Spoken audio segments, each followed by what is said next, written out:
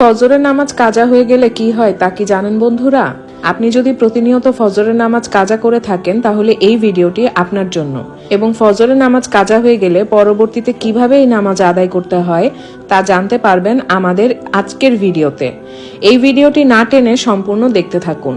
আর যে সকল ভাই ও বোনেরা ফজরের নামাজ কাজা করে থাকেন তাদের কাছে এই ভিডিওটি শেয়ার করে দিন। ইসলামী শরীয়তের দ্বিতীয় ভিত্তি হলো নামাজ। এটি একটি ফরজ ইবাদত। পবিত্র কুরআনে ৮২ বার নামাজের কথা উল্লেখ করা হয়েছে। এছাড়া হাদিসের গুরুত্ব বর্ণনা করা হয়েছে। সেই সঙ্গে গুরুত্ব দেওয়া হয়েছে ওয়াক্ত মতো নামাজ আদায়ের উপরও।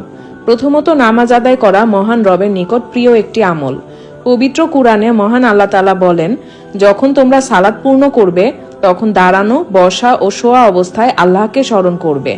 অতঃপর যখন নিশ্চিন্ত হবে তখন সালাত কায়েম করবে। নিশ্চয়ই সালাত মুমিনদের উপর নির্দিষ্ট সময়ে ফরজ।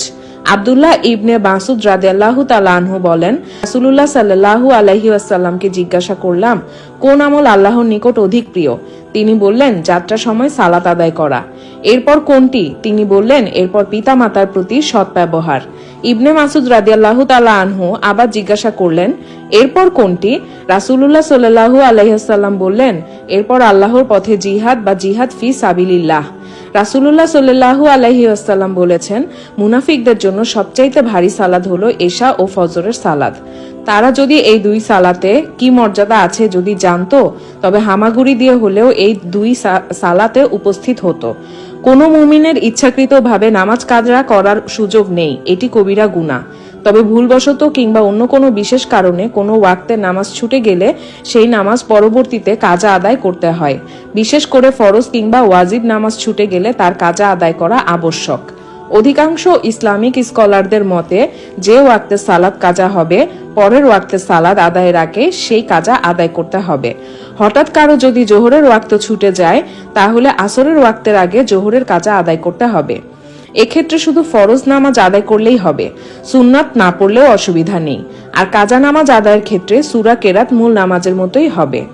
অবশ্য ফজরের নামাজ ছুটে গেলে সেক্ষেত্রে কাজা আদায়ের সময় 2 রাকাত সুন্নাত আদায় করা উত্তম।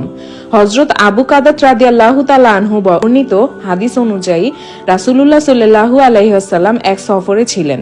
ওই সফরের মধ্যে তিনি সফর সঙ্গীদের বললেন, তোমরা আমাদের ফজরের নামাজের প্রতি দৃষ্টি রাখো। কিন্তু ফজরের সময় কেউ উঠতে পারেননি। পরে রোদের তাপ গায়ে লাগার পর ঘুম থেকে উঠলে ওই স্থান থেকে কিছুটা দূরে সবাই উজু করেন। পরে বেলাল রাদিয়াল্লাহু তাআলা আনহু আজান দেওয়ার পর প্রথমে সবাই ফজরের 2 রাকাত সুন্নত এবং তারপর 2 রাকাত ফরজ নামাজ আদায় করেন।